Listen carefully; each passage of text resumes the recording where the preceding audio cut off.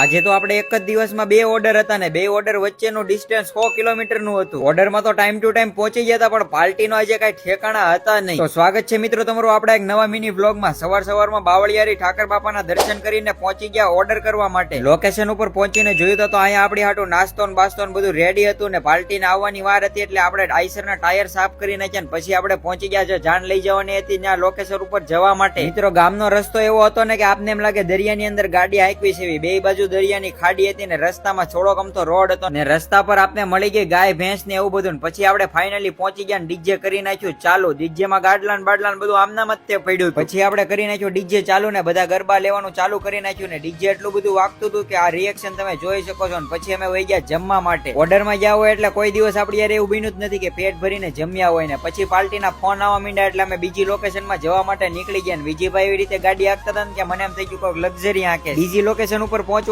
હતું, ત્યાં પહોંચી ગયા ને ત્યાં તો રાત પડી ગઈ હતી. પછી હું ને વિજયભાઈ આમના મસ્તી કરતા હતા અને ઈ લગન આપડા ફ્રેન્ડ ના હતા એટલે આપણે ઓપરેટિંગ કરવા બીજા ભાઈને મૂકીને આપણે વહી ગયા ડિસ્કો કરવા માટે ને ગરબા લેવા માટે. તો મળીએ આવા કઈક નવા મિની બ્લોગ.